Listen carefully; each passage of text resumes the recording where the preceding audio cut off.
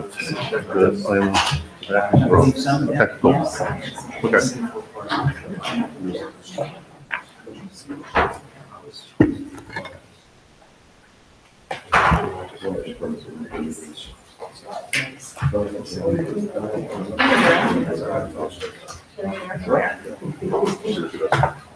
Within 30 Look at this. Must be old school board members on. Very good. I guess I could have the agenda in front of me before I start the meeting. Welcome to our summit. I'm Jerry Grupp, President of the Council Rock School Board, and I'm calling the meeting of the Council Rock Board of School Directors to session. This is Thursday, July 19th, and we will begin with a call of the roll, please. Mr. Block. Mr. Block is in transit and will arrive momentarily. Ms. Brooks. Here. Mr. Violet. Mr. Violet is in transit and will arrive momentarily. Mr. Heldaga. Present. Ms. McKee. Here. Mr. Tate. Here. Dr. Grupp. Here. Mr. Grupp. Present. Ms. McKesson. Here. Very good. A little out of order, but we're going to stand now for the Pledge of Allegiance. I pledge allegiance to the flag of the United States of America and to the republic for which it stands, one nation, under God, indivisible, with liberty and justice for all. And we'll move up. Right, I'm the wrong one. I know what to do now. With this, Dr. Fraser, ask for your superintendent's report, please. Will do. Thank you, Mr. Grupp. Good evening, members of the board, and good evening, members of our Council Rock community. Well, this summer has certainly been a busy one, and please don't think for a second that learning stops in the Council Rock School District just because it's summertime. In fact, we had 144 students attend our CRSD summer program. This includes our Rising Scholars, Successful Students, and our STEM programs. Additionally, our ESY program, Extended School Year, had a total of 310 students participate. We also had 110 students attend Camp Invention, 22 students attend STEM Stars Science, and 16 students attend STEM Stars Math. We also had 30 students attend a physics and flight camp. And additionally, across these various programs, and impressively, we had over 40 of our high school students serve in a volunteer capacity. So very proud of those students as well. Simply a great job by everyone involved.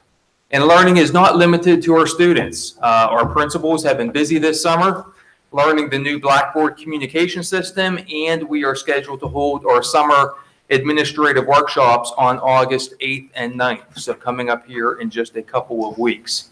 And on August 20th and 21st, we're holding a PLC workshop for our Council Rock teachers. I'm excited, very excited, in fact, that we have 147 of our CR teachers signed up for this two-day PLC workshop. Certainly another example of the commitment and dedication of our wonderful Council Rock teachers. And as we gear up for a new school year, certainly school security and student safety continue to be at the top of our efforts. This morning, I had a chance to attend a county-wide forum of school superintendents and police chiefs at the IU. All 13 school districts and all 39 police departments county-wide were invited to attend. And I'm pleased to say that the room was packed. I'm proud that all 4 of our Council Rock police chiefs from the 4 that we have here in the school district also attended. Our efforts will only continue, and for it, we will only improve our practices and our procedures to keep our students safe. I should also report that both middle school projects are going exceptionally well. We are fully on schedule. The schools are looking great, and both Holland and Newtown Middle Schools are going to be exceptional facilities for learning. So, Mr. Taylor, thank you very much. And last, but certainly not least, it is on a very somber note that I announced the passing of one of our maintenance mechanics, Mr. Gary Snyder. Gary most recently was our maintenance mechanic at Sewell Finestone Elementary School. Our thoughts and our prayers are certainly with Gary's loved ones during this most difficult time. Thank you. Thank you, Dr. Fraser. Yes, our heart goes out to Mr. Snyder's family. Briefly, Mr. Grupp, solicitor's report. Mr. Grupp, I don't have anything to add to the report I circulated to the board earlier in the week. Very good. I'm going to take a moment here, a little out of character. We have a guest. Actually, it seems to be old school board member night in the board room today. We have two former school board members. One, our most recent, Ms. Thomas, and also the State Senator Tommy Tomlinson. Tommy, you, after 12 years on Ben Salem's board, you're going to come talk to us tonight. Thank you. Hopefully it's good news. Thank you, Mr. Chairman. It's always a pleasure to be here, particularly since I was born in a house directly across the street. The duplex that's right next to the church is where I spent the first year of my life, and my sister got to go to this school. I didn't. I was a little too young at the time, but I do enjoy the architecture, and I do enjoy coming back. The building's a little bit different than it was those couple of years ago. But anyway, it's good to be here. And I really just wanted to congratulate you on getting the $2 million award for the alternative energy and the clean energy grant, the $2 million. I also serve on the board of trustees at Westchester University, and we realized a lot of savings, money and energy savings. We calculated when we would do some of these programs, we saved up as much as 35% in energy costs and energy use, particularly when you did the geothermal fields. We found we really saved a lot of money, and of course the lighting is very, very important. So I just wanted to congratulate. This is this third grant. We've looked forward to working with you on grants in the past, and we were happy to work with you on this one. But it's not only the energy saving, it's the clean energy, but it's the dollars that you can recommit back to education. As your chairman said, I spent 12 years on a public school board down in Ben Salem, and I know how tight the dollars get, and I know how you have to work very, very hard to do these expansion programs, which this is part of the Rolling Hills expansion program. But I want to congratulate you on the award. Glad to work with you and look forward to working with you in the future. But I'm always happy to step back into my own neighborhood. So congratulations to you. Thank you, Mr. Chairman. Thank you. I wanted to also point out that, well, Senator Tomlinson congratulates us. You know, in many ways, it's a good program that's been put forward. This program has given this district $6 million of discounts in terms of putting in energy efficient aspects in both the two schools we're about to open this fall and the one that we anticipate approving in the next few months for renovations. But as much as I would love for the board to take credit, there are really one person in the room this evening, at least, and then those who are not present. One is certainly Doug Taylor. Doug Taylor shepherded this through as our director of facilities, or whatever your title is. I'm great on that. Operations. Director of Operations, sorry. I worry about the job you do, which is great. I don't worry about your title. And you called him the right name. Huh? And you called him the right name. I did. So he's done a great job. He put that through this year. And then also, while not in the room today, we use Dewey Engineering. Dewey has produced a packet which really made this possible. We sat as a board the other week and we struggled because timing wasn't in our favor. And we were able to make a submission for what could be a second round. Senator Tomlinson was facilitated that, as well as getting us into that second round, because we had missed the gate the first time. That was $2 million we would have missed because the project had moved on. And so Senator Tomlinson facilitated that as well. And so thank you for stepping forward. We were happy to do that, and the dividends that you and the taxpayer will receive from that $2 million investment will go on for years and years and years. And like I said, we've realized as much as 35% in energy savings, which translates into dollars, which translates into spending more money on education. And we know that energy is essential, but smart energy, clean energy, alternative energy is really the way to go. And when it's sometimes hard to explain to some of the constituents that we have, particularly when you're on the school board, but you have to rehabilitate these buildings. You have to do these things. You have to bring them up to standards, the wiring and all the new computer work that we do. And these energy grants are very, very important. And it's a great program. And we were happy I didn't want to say you missed the first door, but we were happy to help you get in the second door. Thank you. Congratulations. Mrs. Thomas, I'm just going to thank you for showing up. I know you wanted to make sure we got the money, so thanks for coming. I'm also going to step away from our regularly scheduled chart of accounts. Ms. McKessie?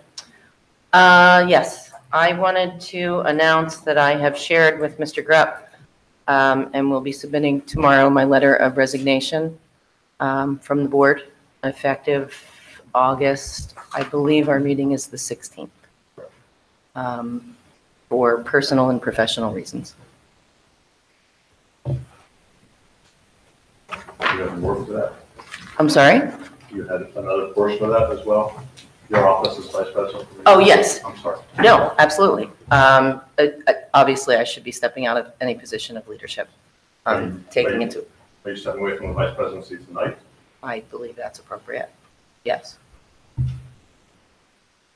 Ms. McKessie and Wendy Thomas both came to the board the same night in August 2000. Was it August 2000? It will be 10 years this August. Okay.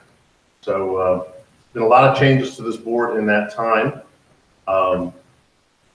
Been a lot of good work done by this board. There's been a lot of turnover in this board, and I certainly appreciate your endurance and Mrs. Thomas' endurance that you beat her in terms of duration here. So I appreciate your. And I didn't know we were in a race. You weren't, but you won. So now I have checked with council. You will be in attendance at the next meeting Yes. up until some point when that becomes effective. Then you'll step away at that point. Is that what my understanding is? So the way I would envision this working, so if Ms. McKessie's resignation will be effective on August 16th, which, and if that is the board's regular August meeting, then Ms. McKessie would submit a letter of resignation at some point this week or whenever prior to 8/16. On 8/16, the board would accept that letter of resignation by a vote, majority vote. And then if the board wanted to interview candidates to fill that seat that night, it could advertise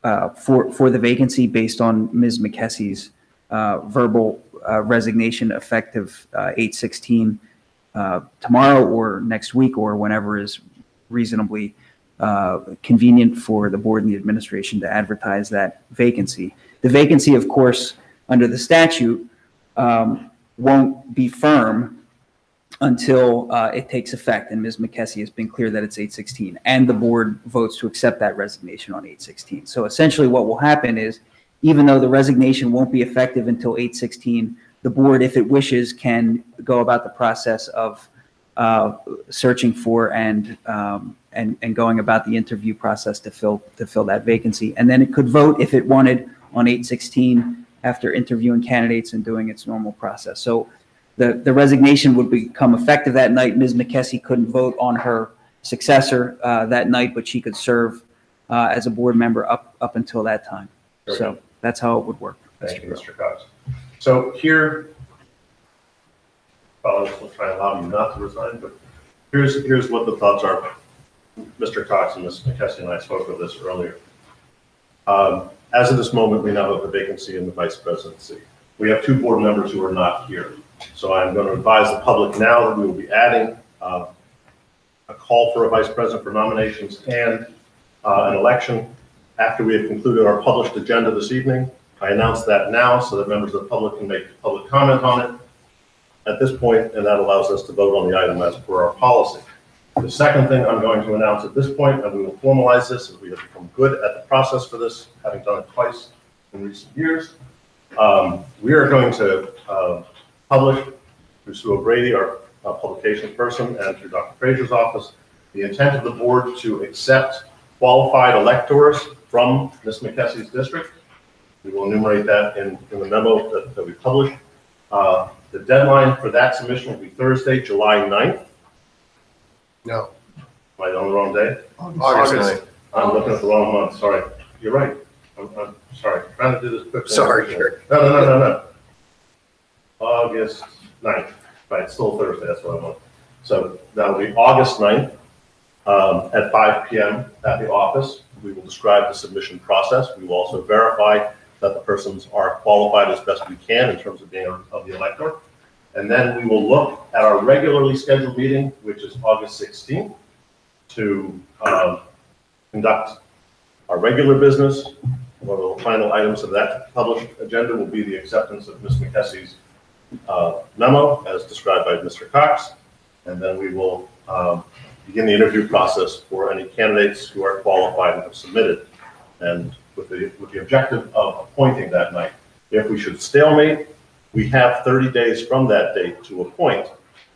I don't want anybody to think we're rushing on this, but one of the issues that we have at hand here is there are a number of tasks that are starting up in this district and are restarting in this district, and we don't want to have the empty space on the board for that duration. We believe that doing this gives the public fair notice.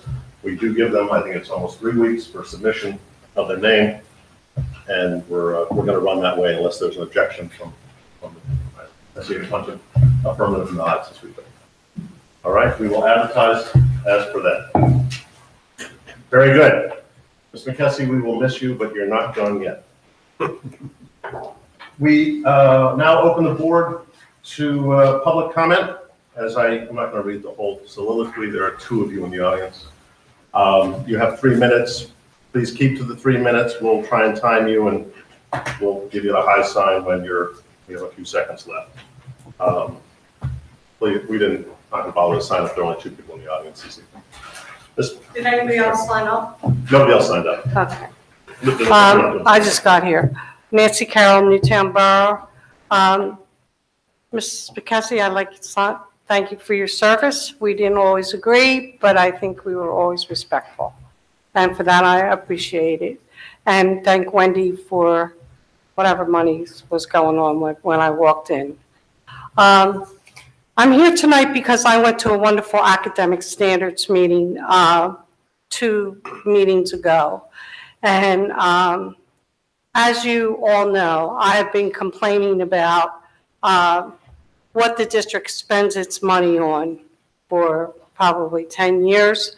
I thought that we should be spending more money on technology and less on building seats that I knew would become empty or would be empty. And at the academic standards meeting, there was a layout of a wonderful plan to bring the technology up to where it should be in Council Rock. And not only that, it will end the, as Ms. Elliott said, there are wonderful pockets of things that are going on in Council Rock, but lots of pockets don't make a suit.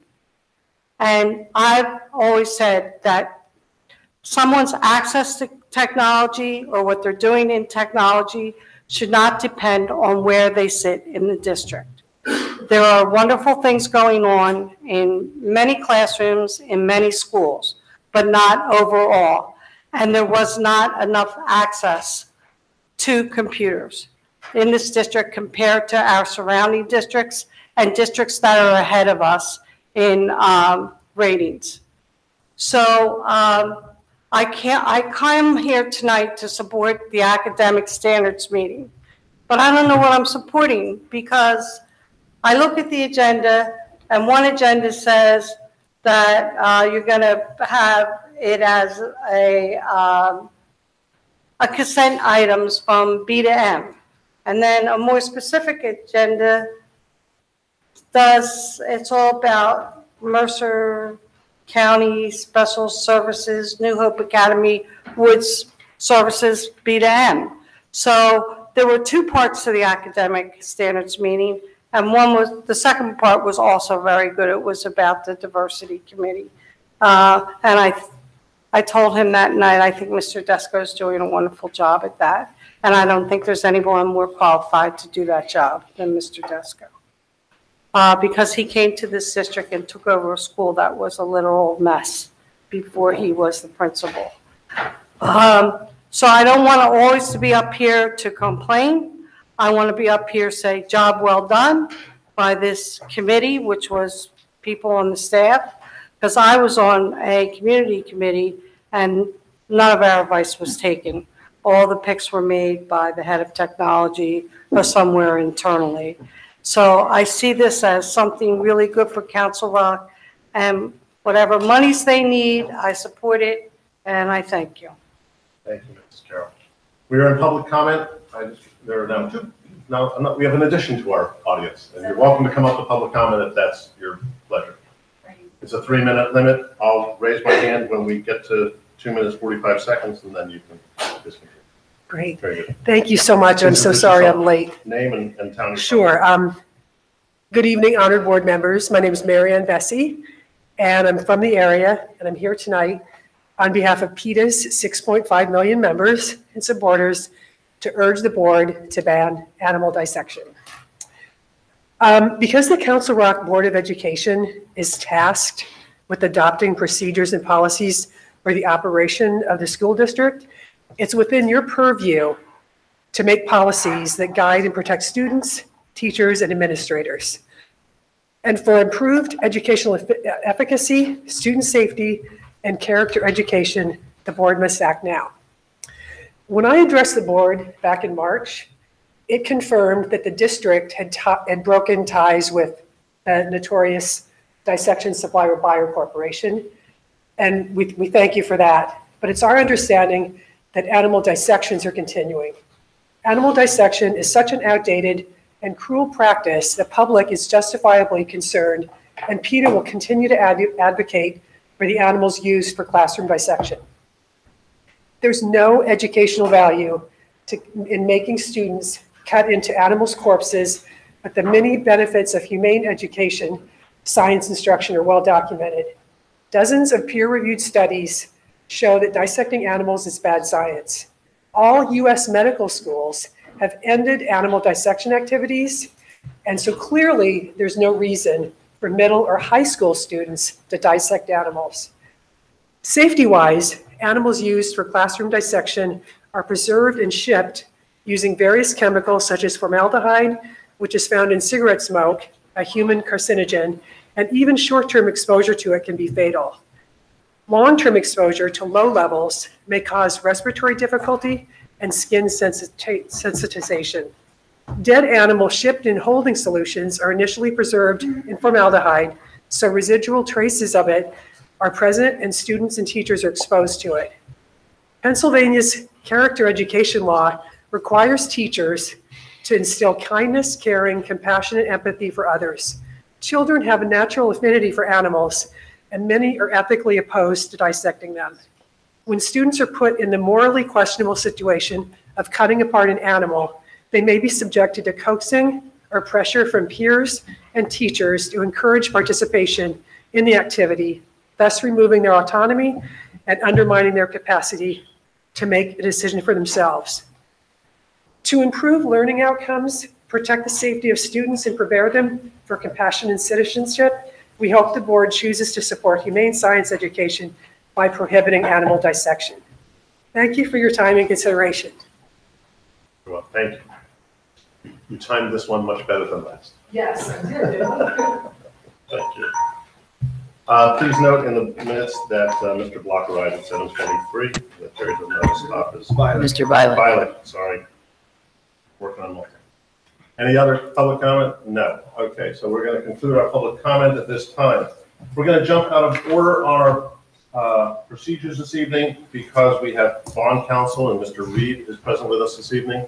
And now that we have one of the chairs of our finance committee, I thought it was appropriate to move down to, I believe it is 6J, which is the discussion of bond issuing. Each board member, you should have at your desk a copy of a document related to this. Mr. Reiner, are you presenting this evening? I am. To kick us off? Good evening. I'm filling in for PFM and Zach Williard, who's committed for another meeting tonight. We spoke about this in May, I believe. I think it was in June. And this really is a transaction that is going to lock in our former variable rate notes into a fixed rate bond issue. Right now we have, once we do this, it's about $5.3 million of variable rate bonds.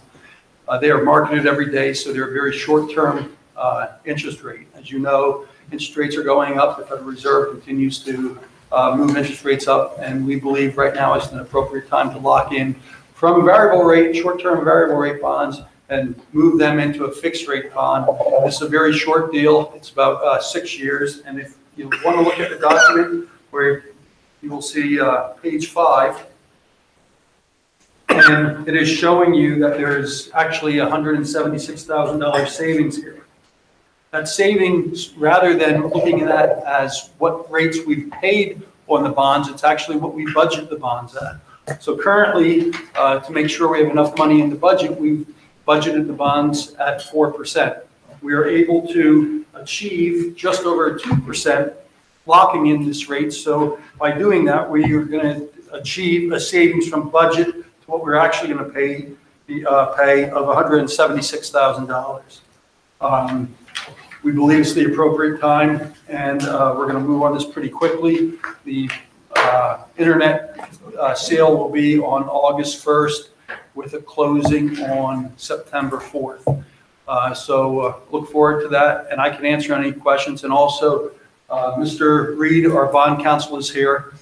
He will answer any questions or go over anything you'd like, but this is pretty much a very vanilla transaction. Thank you, Mr. Rudd. Questions from the board, comments from the board? No. Okay. Deferring to you as the chair. No. I'm prepared to make a motion if you like. Very good. Let's make a motion. I move to approve the attached resolution to authorize and direct the issuance of the bonds to refund the remaining general obligation note Series C of 2004, subject to audit. Second. Is there another one here? Or is that it? That's the only one Okay. tonight, just for one motion. Yes, that's it. Very good. Discussion, commentary, questions? I think it's a good move. We did discuss this in finance, as we alluded to. And moving away from those variable rates served us well when the market was going down. And now, given what the futures look like, I think it's a wise choice. Hearing no dissent? Yeah, no dissent. I just wish to comment. Okay, please, I'm sorry. Yeah, Mr. Reinhardt, thank you for this. I think that kind of savings is really admirable. It's great stewardship of our money. Mr. Reed gave a very nice presentation at Finance Committee. And I think the board has a good understanding. That's one of the features of us moving to the committee system, of course, is that the board is not going to be discussing things that we discussed at length in committee. But this is really good financial stewardship, and I appreciate that. Thank you. Very good. By council, we're best served by having a roll call on this one. Ms. Brooks? Yes. Mr. Violet? Yes. Mr. Odaga? Yes. Ms. McKee? Yes. Mr. Tate? Yes. Dr. Thorpe? Yes. Mr. Grupp? Yes. Ms. McKesson? Yes. Very good. Thank you, Mr. Reed, for coming out on a hot night. Thank you, Mr. Reiner. Thank you. We're going to resume our agenda with the approval of the minutes, items G and H. Can I have a motion for each of those together or to them combined? Kyle, will you make that motion? I would if I could get there. Mike, do it? I'll do it. Yeah, please. No, go ahead. I move to approve the June 14th, 2018 and the June 21st, 2018 meeting minutes as posted. Second. Very good. Commentary, objections? Hearing no objections, I'll ask for those to be accepted by unanimous consent by the board. We're moving on to the academic standards. This is Ms. McKee's baby tonight. Ms. Thank McKee. you. As previously referenced by Mrs. Carroll, there was a meeting of the Academic Standards Committee on June the 28th. There were 3 agenda items at that meeting, the first 2 having to do with STEM. We received a presentation on a program called Girls Who Code. This is a program designed to close the gender gap in technology. In the spring, there were a few pilot programs run in certain elementary and middle schools, and the plan is to expand those programs next year. Next, members of the district STEM committee provided an overview of their work as they are a newly formed committee. They shared highlights of their action plans. designed to assist the district in reaching its goal of access for all students and increased opportunity for students to participate in STEM-related activities. And then finally, we received the results and analysis of a climate survey conducted by Hanover Research. The name climate survey is a bit of a misnomer and apparently was misunderstood by some to be related to the environment of Council Rock. It, in truth, questioned participants about their attitudes toward issues of diversity and inclusion, acceptance, their attitudes toward learning. As a result of that survey, we received a breakdown of the district's strengths as well as action steps that the district has already begun implementing to address areas of need. And that concludes my report. Very good. Would you like to make a motion for the consent items? Yes, please. I move to approve consent agenda items B through M as contained in the agenda. Second. Any board, please note, at 7:31 this time, Mr. Watson. Any comments or questions from the board? I'll just make one passing comment that this agenda, this item, contains about $400,000 of special education expense.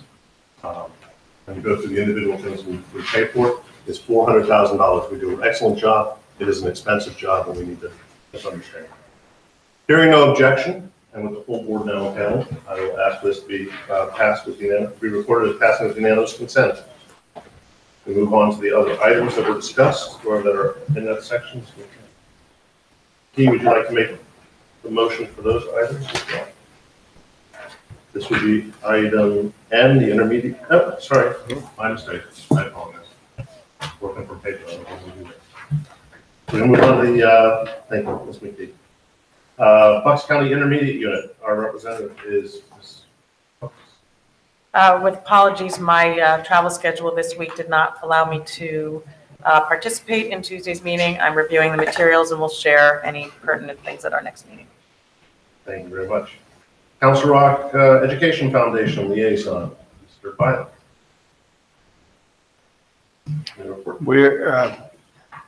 We are going to be having a presentation tonight about the plaque program. It escapes me what the plaque program is called. I'm sorry. Do you remember? Does anyone else remember? Legacy. Legacy plaque program? Legacy Okay. And I apologize here. I'm just looking for our events that are upcoming. So just give me a pause, dead air here for a minute. If anyone wants to sing or anything like that, that's okay. Sure. You don't really want that there. Approval of legal legacy plaque campaign for the Holland Newtown. Yeah, so we'll get back into the events and as we get closer to the school year because it is there's nothing going on right now.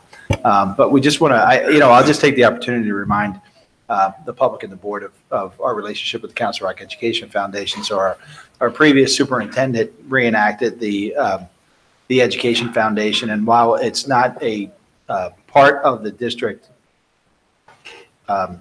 legally, it is our 501c3 entity that helps us raise funds for programs in our classes that we don't fund from our budget.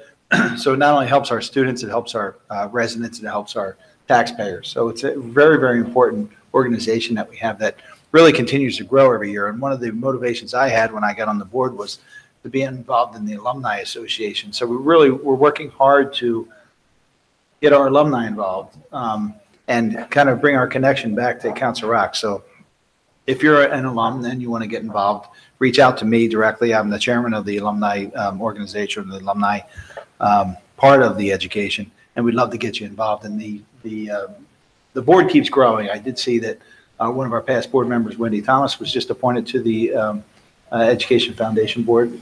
I saw that today. Am I right in that? Okay, good. So it's a very, very important entity that we have, and again, helps our students grow and helps us keep our taxes reasonable. Thank you very much.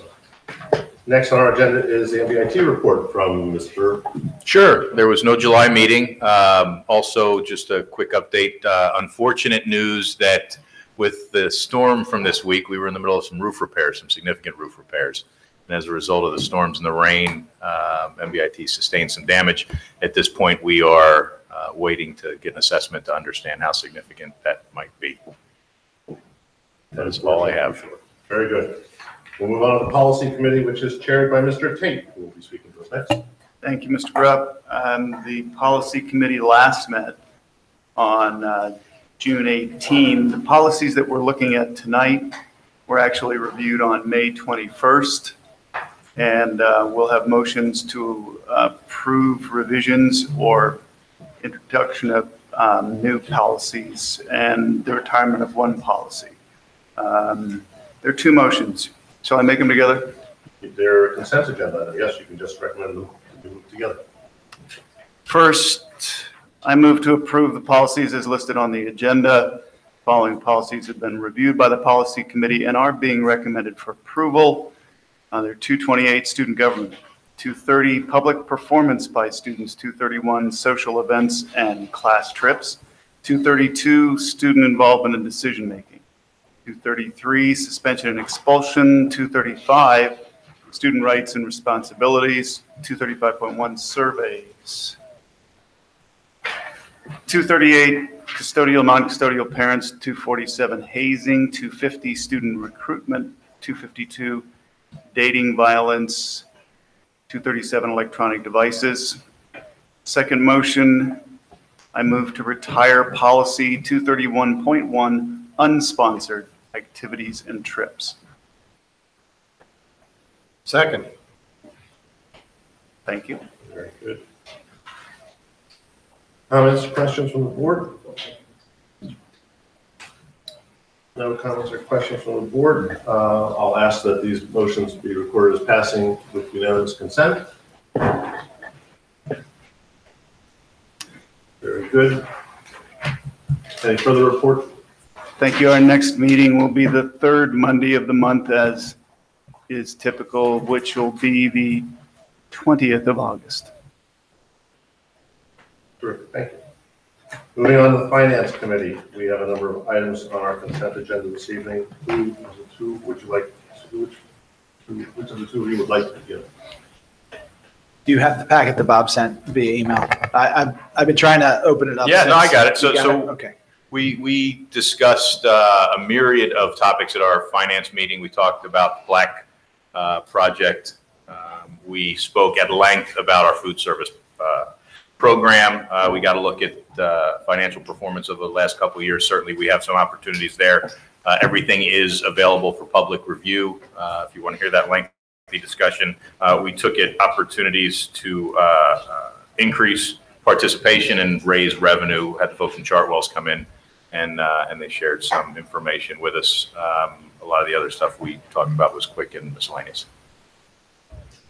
Very good. Would you like to make a motion regarding your consent agenda? Sure. I move to approve the consent agenda, items B through G as contained in this agenda. Second. Any further commentary or discussion on the items? Hearing none, we'll ask the secretary to record those that having passed with unanimous consent. Next item on this would normally be, is the personnel actions, which would be item H, as well as, if you would include in that motion, whoever makes it, the personnel actions addendum K, H and K. Can I have a motion for that? Sure, I'll do it. I move to approve the personnel actions as contained in the attachments to the agenda, and further move to approve the personnel actions addendum as contained in this agenda. Second.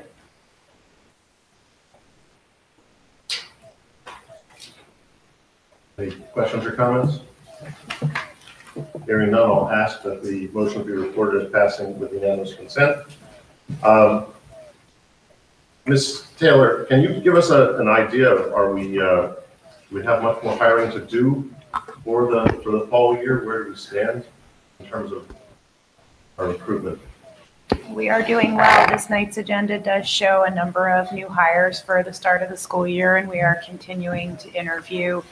And we have a few remaining postings that are mostly on our support side. That's typical for this time of year. We tend to do our instructional assistant hiring mainly in the month of August, but we're doing great. We're on track. We have a new applicant management system that went into place in May, and that is serving us well, and we couldn't be happier. Things are going well. Very good.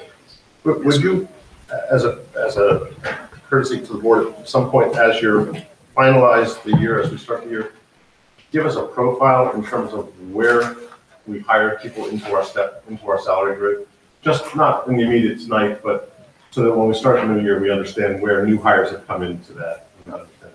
Everyone comes to step zero unless they're returning to us, and we can show you a picture of where they come in horizontally. That's right. Sure. We have an item I coming out of the Finance Committee. This is the authorization for the one-time operating transfer to the food service. Again, I'll look to one of the chairs to make that motion. All right, I'm sorry. Let me go back to item I. Okay. I'm just going to complain again about this condensed agenda that we have that's now 19 pages. I move to approve the operating transfer from the general fund to the food service fund in the amount of $255,553 to be recorded in the 2017-18 fiscal year, subject to audit. Second. Any commentary or discussion about this? I will not be voting to approve it. I will not be voting to approve this tonight. This is an item that comes up. We did have a good conversation about it. The reason I'm not voting to approve it is this is a prolongation of something which I had tried to speak about, whether it was last year or the year before, to avoid this ongoing expense. This is a $255,000 expense this year, which will be accompanied next year most likely by another $135,000 expense, unless this district and our food service group do a tremendous job of somehow reducing the expenses. So just in light of the fact that I have not been supportive of it in the past, and this is the outcome of it, I believe it appropriate that I not vote for it. Any other commentary? Well, I'd like to put some light on that. So we're talking about funding lunches for a free and reduced lunch for the high school program. And we've chosen as a district not to be on the federal program because of the restrictions that apply for the high school. The middle school and the elementary schools are still on there. So as closely as I like to watch expenditures and be very vigilant about expenditures that we have, I think one of our basic needs that we have is making sure that our kids are not hungry in school. And if there's any good use of my tax dollars, excuse me, it's making sure these kids are fed. So there are certainly things that we can do to work on the efficiencies as we discussed, but in my opinion, this just may be an expense that we have to carry forward because we can't just continue to have it be a vacant entry in our ledger, an unfunded entry. Excuse me. But we have kids out there in Council Rock and other schools that are hungry, and we just a group I'm involved with just dropped a truck full of donated food to the food bank because the food banks suffer in the summertime because kids in Council Rock and Pennsbury and Central Bucks and other districts you may not be considering don't have enough food to eat, and they're not being fed in school. So the food banks empty out a lot faster. So this is a basic need, and I believe that we should be covering it. So I have no problem supporting this year, and for future years, I'm on the board. My only objection to it was we did not address it when they asked for it to be addressed. That's whether we could have mitigated it. But I'm sure it will pass. Looking at none of the comments, I'll ask the Secretary to perform a roll call vote. Mr. Violet? Yes. Mr. Aldaco? Yes. Ms. McKee? Yes. Mr. Tate? Yes. Dr. Thorwood? Yes. Ms. Brooks? Yes. Mr. Block? Yes. Mr. Grupp? No. And Mrs. McKesson? Yes. Very good. We now move on to the facilities portion of our meeting, and that is chaired by Dr. Thorwood.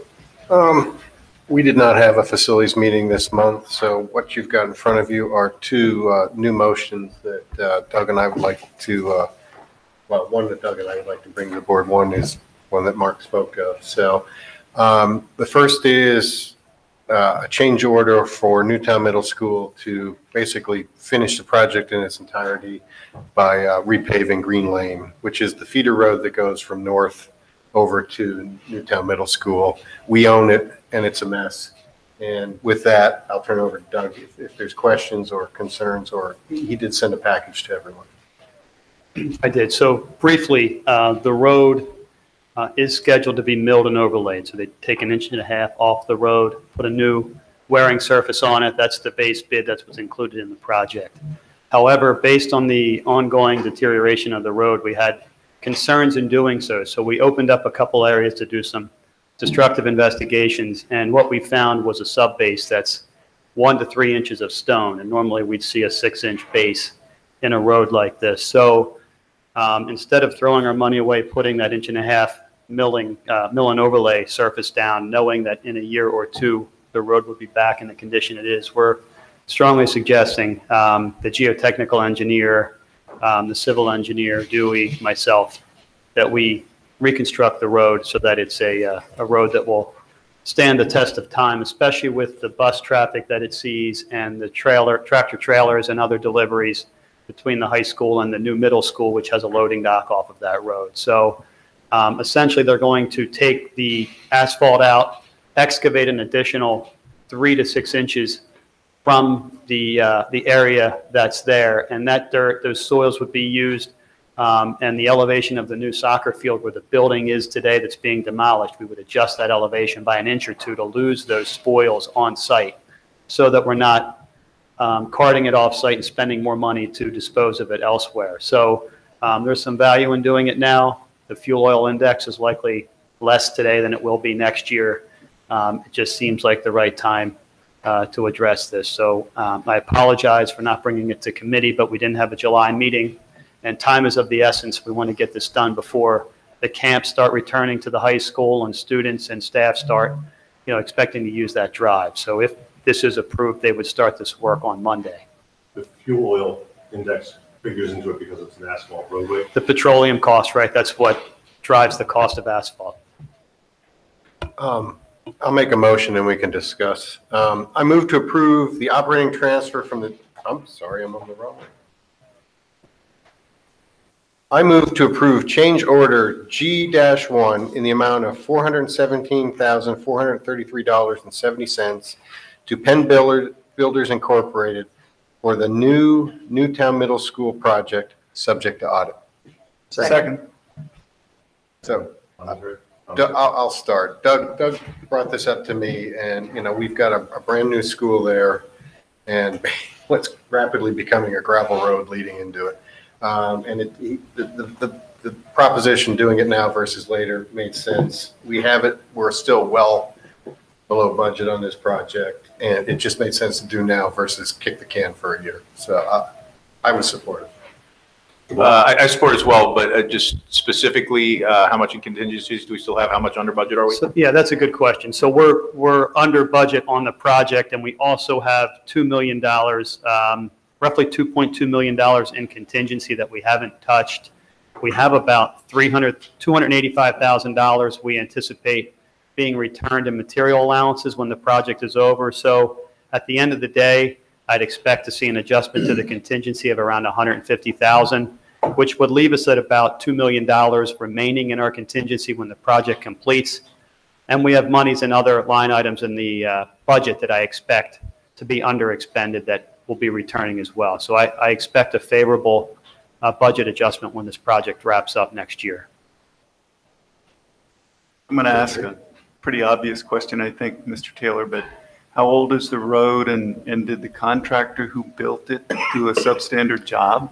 It's a difficult question for me to answer. I'm not sure how old the road is. My understanding in talking to the township when we first started the design of this project, one, find out who owned the road for certain, confirming that we do own it. From what I was informed, it was kind of a temporary connection when the bypass was constructed. They put a temporary drive in, and when the project was completed, the drive was turned over to the district. That's the best I can understand. So I'm not sure if when they put the drive in, they didn't put the full base in, thinking it would be a temporary road many, many years ago. It's certainly given us many years of service, but I expect it to give us many more, knowing that these two buildings are going to be here for a long time. So it would be a good idea to get it right. Are there any, and Doug, I appreciate your time today and talking over this, and I think it's a good idea and it's the right time to do it. It's unfortunate that we have to spend the money, but this is what happens, right? Are there going to be any traffic calming techniques that are going to be used in this road? Because I worry about, how long is the road before that bend in particular, that bends into, so from the bypass to the, where the high school, so where you're teeing right into Tire Park? Do you know how long it might be? Not offhand, I don't. It feels to me like just a little over a quarter mile, which some kids like to race down. So I wonder if there's any traffic I'm serious. I don't know if you see it, but you see burnout marks. And I worry about a sharp turn like that. And I'm not talking about our kids, maybe kids from outside of the district. But I'm worried about that sharp turn. And, or former students. And the risk of some kind of accidents. Because once you pave a road and now it's nice and smooth, people tend to drive faster. So maybe speed humps. I don't know what would make sense. Certainly not a circle or anything like that. But Certainly put, if there was a concern for that, we could put, temporary speed bumps in for a period, the ones that can be installed and removed, only because they're really challenging when it comes to snow removal. If there was a consideration to put permanent speed humps in, we could look at that. They've changed the way they put those in, which you'll see at the two middle schools. They essentially want to align the sidewalk up with the top of the speed hump. So it's actually if you're crossing the street, the hump becomes the sidewalk that crosses the street. So you almost don't put a curb depression in. That would serve as where it connects the trail across the street. Sure. Maybe we could look at something like that. I'd have to look at drainage too, because that certainly affects storm drainage. Mm-hmm. So we would have to see. It might affect the cost a little bit as well, but I could certainly come back to you and let you know what the adjustment would be if there's interest in that. And the township generally reviews it, even though it's not their road. They're going to have some comments as well. So we'd have to follow up on that piece, but we can look into that and I can report back. Okay. I think that'd be great. It's an interesting comment.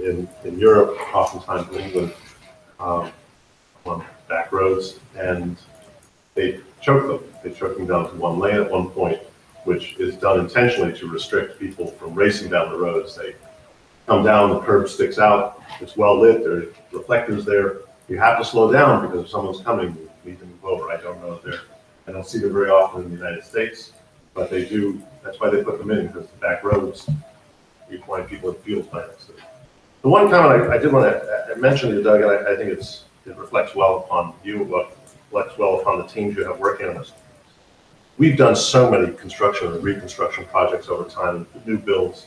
Following the contingency allowance, the contingency budget on this, and the change orders on this is really quite remarkable because, if you plan well and you work the plan, things go well. So I really, have to say that when we look at it, nobody on this board says, hey, we've got the money, let's spend it. That's not the way, and this board works, nor should any board work. But you've done a very good job. You and the team have done a very good job of getting the specifications right, working those specs, and you've taken other steps, as we've talked about in the past, to protect the district with challenges presented by some contractors who have been unable to perform. So I think you've done a great job on this. I appreciate it. It is definitely a team approach, for sure. I just wanted to follow on to that. So it looks like we're going to have some savings, I would assume, on both projects. Yes. I would ask that maybe at the next facilities or even at the next finance, we understand that money that we've saved, that we have now, I assume that we've already borrowed, how that plays into our budget. Well, that's a capital budget, but I want to be No, but my point is we've got a lot of capital work to do. So how that plays into the long-term capital plan and, what that means to future borrowing or other projects that we might want or need to do. On the 5-yard line, Mr. Ryan, you have some comments. Yes, we have borrowed for the 2 middle school projects, Rolling Hills and Wrightstown, with an additional borrowing necessary right now of about $10 million next year. If there are monies given back from these projects, we could just reduce next year's borrowing to that level to meet everything.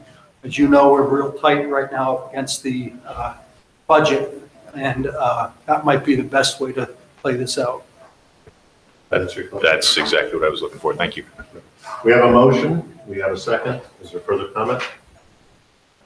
Around the board, I will ask the secretary to record this without objection as passing with unanimous consent. I will now ask Mr. Violet if you want to make the motion around the Leave a Legacy campaign that we spoke of at the start of this week before.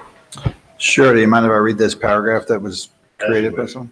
The Leave a Legacy plaque campaign is an opportunity for the community to show their support for the newly renovated Holland Middle School and the newly constructed Newtown Middle School. Under the project management of the Council Rock Education Foundation, personalized plaques are offered to the public as a fundraiser in support of innovative teacher grants that will benefit Council Rock students district-wide. Designated areas at each school have been identified by the Director of Operations Services and the design team. So with that, I move to approve the Leave a Legacy plaque campaign for the Holland and Newtown Middle Schools as attached to this agenda, subject to audit. Second. Motion second. Should this be by roll call? Yeah, I was pretty clear in the finance meeting last week that this came kind of last minute out of the blue, so to speak. But more importantly, I just don't like sticking plaques on brand new $55 million buildings. The aesthetics for this trouble me, and the long-term costs of the district to replace and maintain them trouble me. I wish we could have done something differently. So I'm not in favor of this motion. Very good, thank you. I will thank both Gail Acosta for her presentation on our finance committee, Sue O'Grady, who has stepped forward to work with Gail to review these, to be the arbiter of if there is something that might be considered on the cusp of being appropriate, that they will be the ones who review it. And ultimately as well to Mr. Cox, the board solicitor, who had provided us language which provides us a comfort level for those, I think for all board members, but a comfort level around the language that protects the district and the Council Rock Education Foundation. I will ask the secretary to make a roll call vote at this point. Mr. Hidalgo? Yes.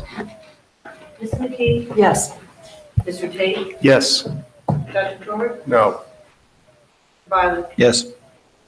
Mr. Grupp? Yes. Ms. McKessie? Yes. Mr. Blau? Yes. And Ms. Brooks? Yes. Very good. Before we move on, one last item, because I know Doug has heard and I have heard as well. You'll note, the public will note outside of Buck Road and Hillcrest Elementary, there's construction going on right now. We were required by the township to put in crosswalks. I do want to state, at least from my vantage point, that there are no sidewalks on the other side of Buck Road where we put in these crosswalks. And I personally won't be advocating for letting children walk across Buck Road. We'll continue to bus them. So while we were doing it, it was a necessary requirement of putting in Holland Middle School. But it's certainly not something that at least I personally am condoning in terms of crossing the street there. To build upon that, it is an expense to the district of between $85,000 and $100,000, I believe it was, to put that crosswalk in, ballpark, 80-ish. There is a direction from the township to put a sidewalk in on the side of across the street where this would go to over on the side of the hills. I live in the hills. I am part of the Hills of Northampton Homeowners Association. The township has included in their larger plan the thought of putting a long sidewalk on that along property of the hills along East Holland Road down to maybe Thoroughbred or some such street down the way. I have received a number of calls and queries from people who live in the hills. I would not, I doubt I will be here for that, but I could not in good conscience include having children cross at any age, middle school or elementary school age, crossing Buck Road at any time, walking to or from school, and doing that as a mandate from the school district. And I believe that one of the things we do for bus transportation is Andy Rowe, maybe Mr. Reiner as well, many people, I know, Mr. Sanko's been involved in it, often look at the paths that the children take to get to school and evaluate them for are they safe or are they not safe. If there any hint that they are not safe, then we bus those children. As we all know from our recent discussion about Rolling Hills, there are not a lot of opportunities to walk to school in this district. And I will tell constituents of the Hills, I would not, and I hope whoever my successor will be in the months to come or years to come, would never approve to have children walk from the Hills across the country. That completes the published agenda. Now, for the benefits of Mr. Block and Mr. Violet, earlier in the meeting this evening, Ms. McKessie announced her forthcoming resignation and also announced that she would be resigning as the board president. Vice President, sorry. Ahead of myself. That's it. We can do that. You sound eager. I make a motion. We can work something out. Anybody in 1 month? Mr. Violet, when I said I was going to leave the board eventually, you said you would wait to see that day. So you still have to wait. I still have that block pool that's the farthest out. All right. That brings us to a point in our agenda. We do have currently, based on that announcement this evening, a vacancy for our vice presidency. So what I'm going to do, and I'll look for head shakes if I get it wrong, is at this point I'm going to open nominations for the office of vice president of the school board. And so I'll open the nominations at this point. I'd like to nominate Andy Block. Okay, Mr. Violet has nominated Andy Block. Ms. McKee has seconded.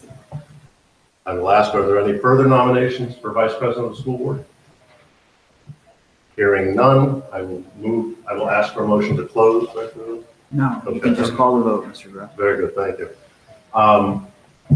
Okay, the nominations are closed. I'm going to ask for a roll call vote, simply because it is a change in leadership of the board. I believe that merits a roll call vote. Mr. Tate? Yes. Ms. McKee? Yes.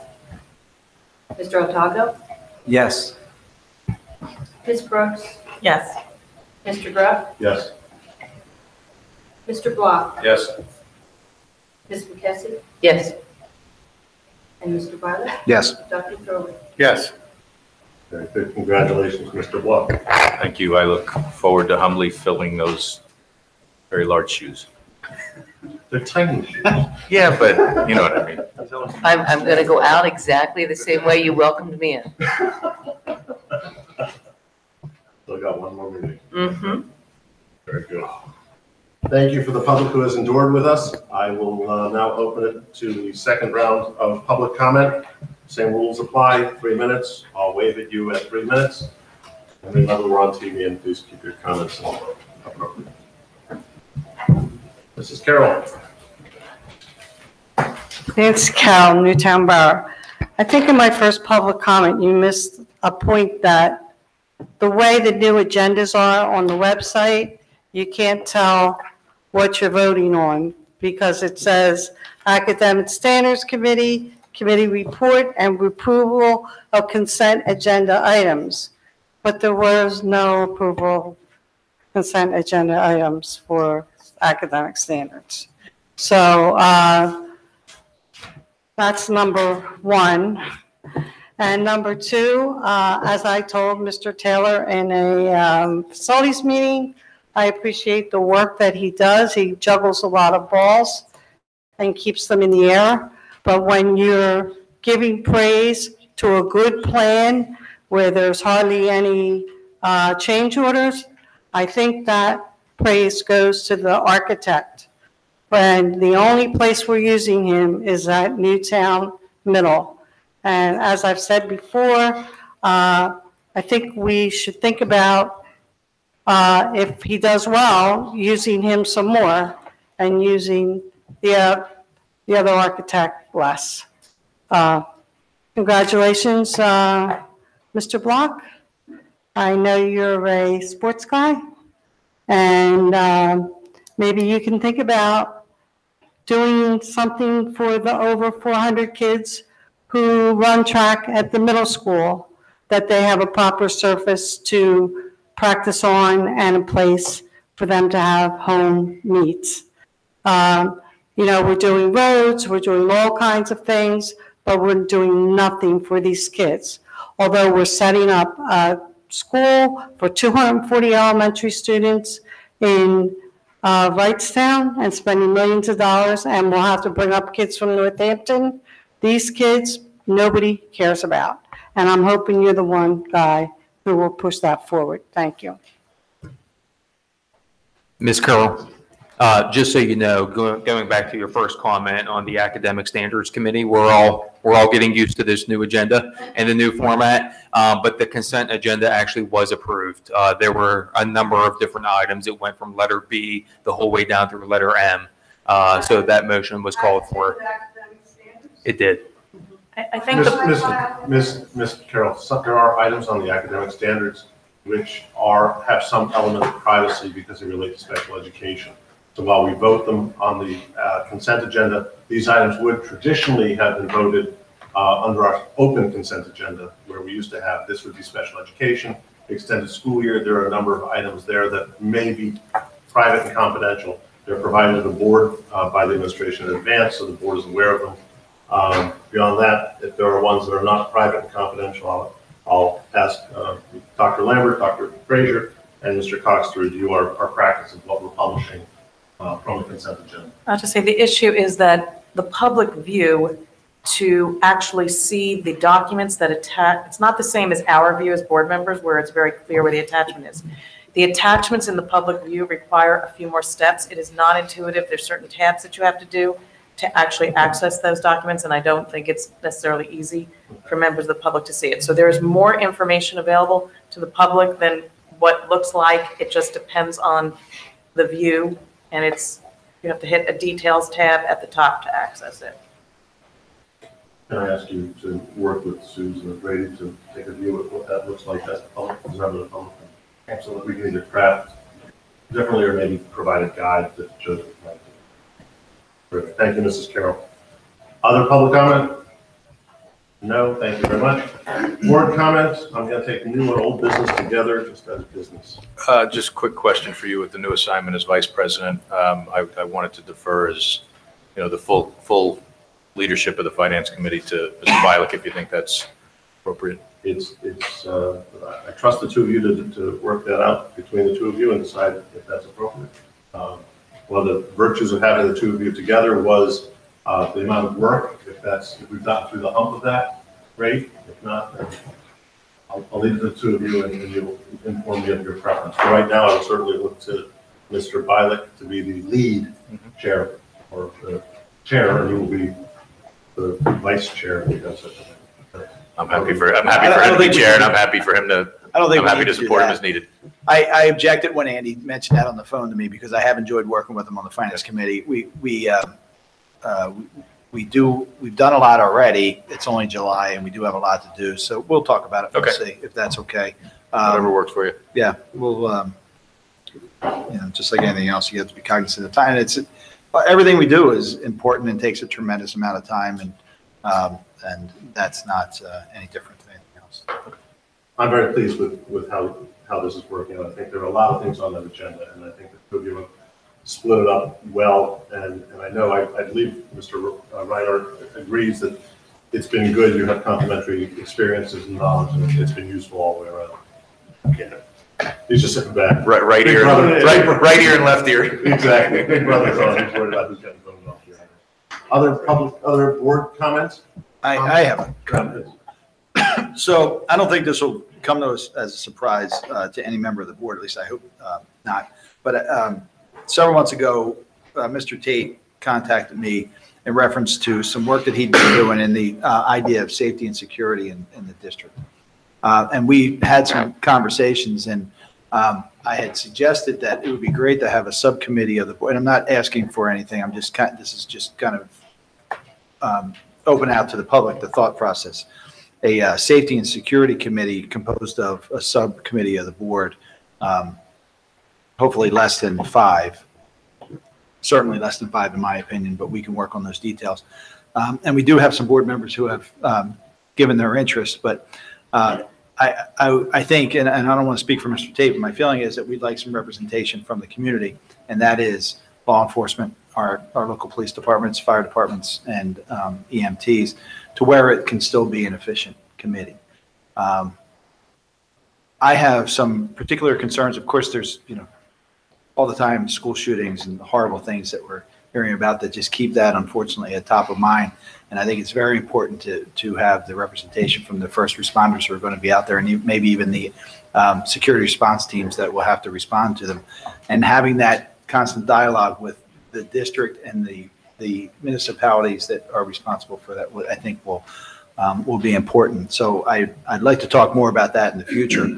And another area we have to consider that could easily fall under this discussion is when we're talking about safety is as we go into redistricting, kids are going to be moving on these roads a lot more, unfortunately, I believe, than they are now. And, I have occasion to travel the bypass quite often, and I'm horrified at the speed and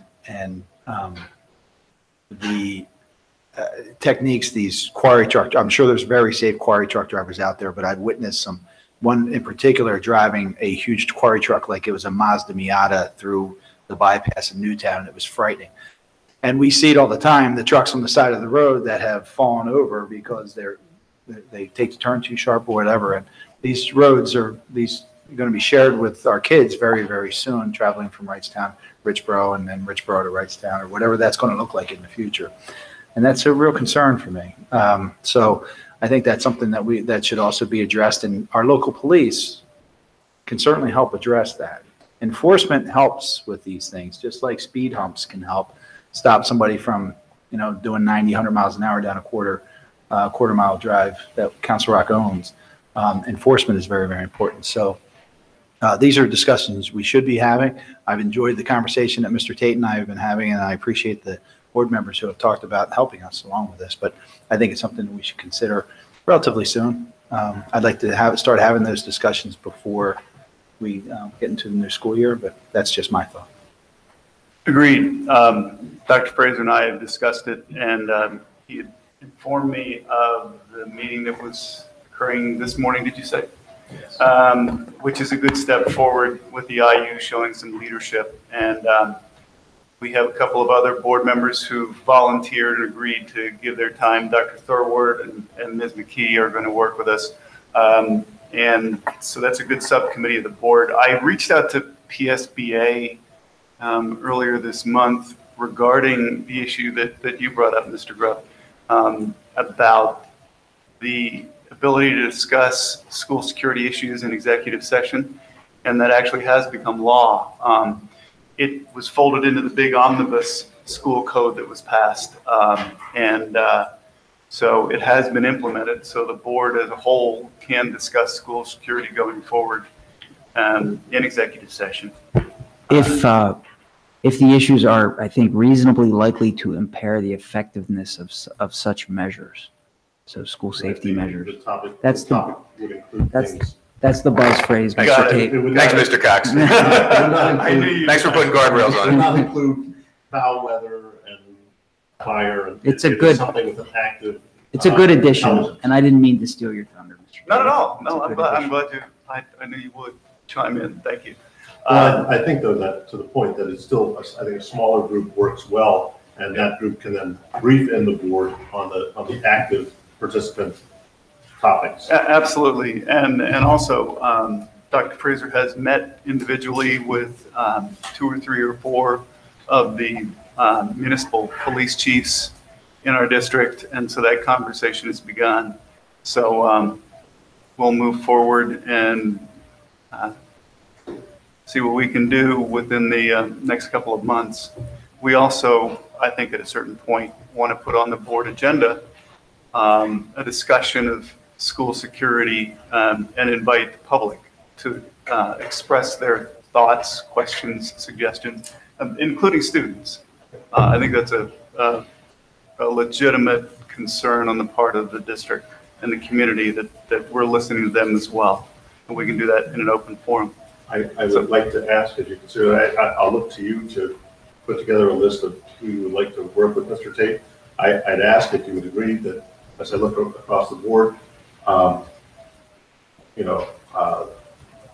that that Mr. Hidalgo, you consider Mr. Hidalgo, if he's available to be participating from the perspective of people with young children in the schools and some of their concerns.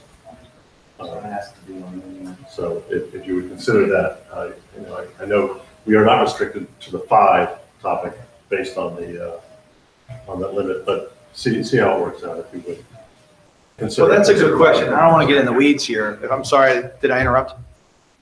Were you done? No, you're. And I don't want to dissuade Joe at all from jumping on board, but if we have 5, what's that look like? And then do we need to have a public meeting? And not that I'd want to keep anything from the public, but, open dialogue among first responders, I think is very, very important. So if we have 5 board members, it would be you 3 and us 2, right? So that's 5. So, If you have 5 members, then you have to have that meeting, it has to be an advertised public meeting for sure. You hear about one. I do, yeah, you want to be inclusive. Well, I want newer board members to be involved in some of these things, because that's for the future. So. And I would be willing to make the sacrifice of not participating on that committee and allow Mr. Hidalgo that seat. Well, that's nice.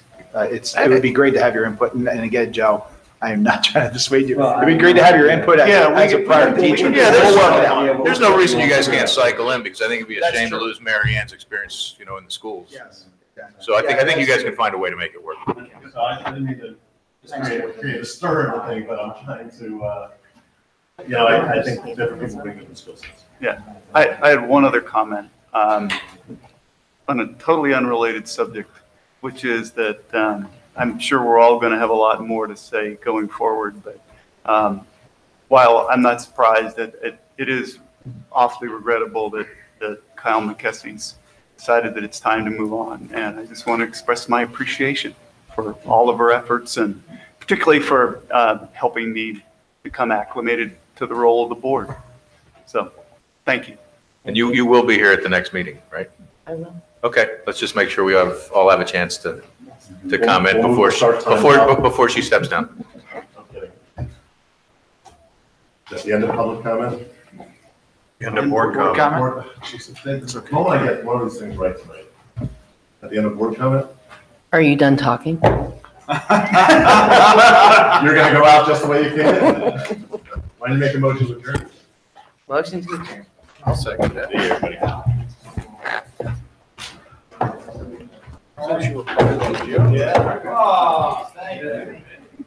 Good night. Good night. Thank you. Of course, enjoy it. I will. What we do is